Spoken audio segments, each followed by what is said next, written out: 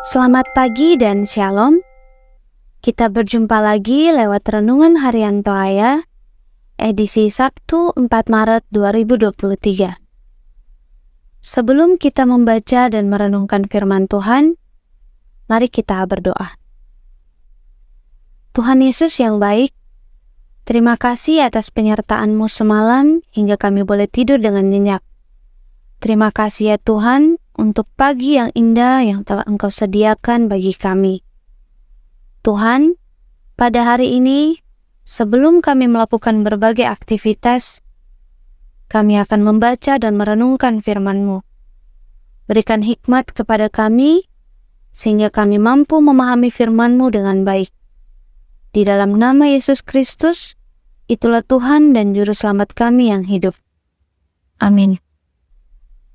Bacaan firman Tuhan pada hari ini dari Keluaran pasal 34 ayat 1-9 yang berbunyi demikian. 2 loh batu yang baru. Berfirmanlah Tuhan kepada Musa, pahatlah 2 loh batu sama dengan yang mula-mula. Maka aku akan menulis pada loh itu segala firman yang ada pada loh yang mula-mula yang telah kau pecahkan. Bersiaplah menjelang pagi, dan naiklah pada waktu pagi ke atas gunung Sinai. Berdirilah di sana menghadap aku di puncak gunung itu. Tetapi, janganlah ada seorang pun yang naik bersama-sama dengan engkau, dan juga seorang pun tidak boleh kelihatan di seluruh gunung itu. Bahkan, kambing, domba, dan lembu sapi pun tidak boleh makan rumput di sekitar gunung itu. Lalu Musa memahat 2 loh batu sama dengan yang mula-mula.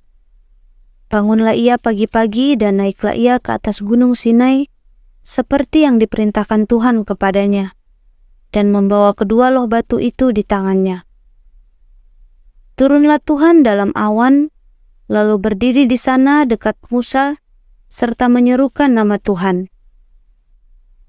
Berjalanlah Tuhan lewat dari depannya dan berseru, Tuhan, Tuhan, Allah penyayang dan pengasih, panjang sabar, berlimpah kasih-Nya dan setia-Nya, yang meneguhkan kasih setia-Nya kepada beribu-ribu orang, yang mengampuni kesalahan, pelanggaran dan dosa, tetapi tidaklah sekali-kali membebaskan orang yang bersalah dari hukuman, yang membalaskan kesalahan bapa kepada anak-anaknya dan cucunya, kepada keturunan yang ketiga dan keempat. Segeralah Musa berlutut ke tanah lalu sujud menyembah, serta berkata, jika aku telah mendapat kasih karunia di hadapan-Mu ya Tuhan, berjalanlah kiranya Tuhan di tengah-tengah kami, sekalipun bangsa ini suatu bangsa yang tegar tengkuk, tetapi ampunilah kesalahan dan dosa kami, ambillah kami menjadi milik-Mu. Amin firman Tuhan. Tema renungan kita pada hari ini, kesempatan kedua. Mendapat kesempatan kedua adalah hal yang tidak selalu ada. Bila ada, kesempatan kedua berarti kesempatan itu tidak boleh disia-siakan, sebab itu adalah sebuah bonus. Kesempatan pertama yang gagal dimanfaatkan dengan baik adalah pengalaman supaya pada kesempatan kedua menjadi lebih baik. Tuhan memberi kesempatan kedua kepada umat-Nya. Ia memerintahkan Musa untuk memahat 2 loh batu, tempat menuliskan petunjuk-petunjuk Tuhan, seperti yang ada pada loh batu semula yang telah dipecahkan Musa. Musa diperintahkan harus pergi seorang diri menghadap Tuhan di gunung Sinai. Bahkan, binatang pun tidak diperbolehkan makan rumput di sekitar gunung itu selama Musa menghadap Tuhan. Di atas gunung itu, Tuhan kembali menyatakan diri-Nya kepada Musa bahwa Ia adalah Allah yang baik, penuh kasih dan dapat dipercaya. Namun Dia juga tidak akan membebaskan dari hukuman setiap pelanggaran. Ia bahkan membalaskan kesalahan orang tua kepada anak cucunya. Musa memohon belas kasihan Allah agar Ia tetap menyatakan pemeliharaannya bagi umat-Nya. Kasih dan keadilan Tuhan sering digambarkan seperti 2 sisi logam. Pada sisi yang satu, Ia adalah Allah yang pengasih dan penyayang.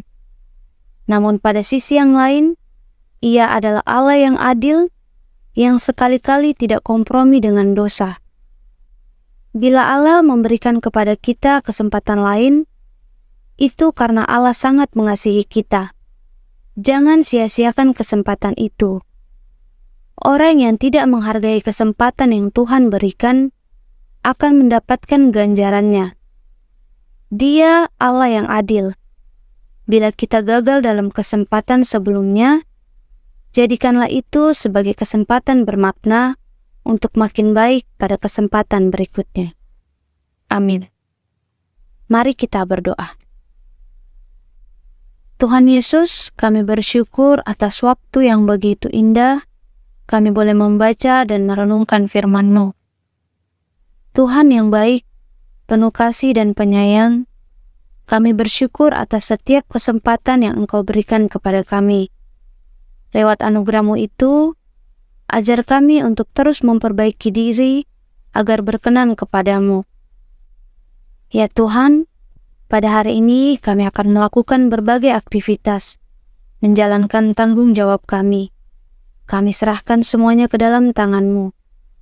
Biarlah Engkau yang berkarya dan semua rencana sesuai dengan kehendak-Mu. Ampuni dosa dan kesalahan kami ya Tuhan. Jadikan kami pribadi yang baik setiap harinya. Di dalam nama Tuhan Yesus Kristus, haleluya, amin. Selamat beraktivitas, Tuhan Yesus memberkati.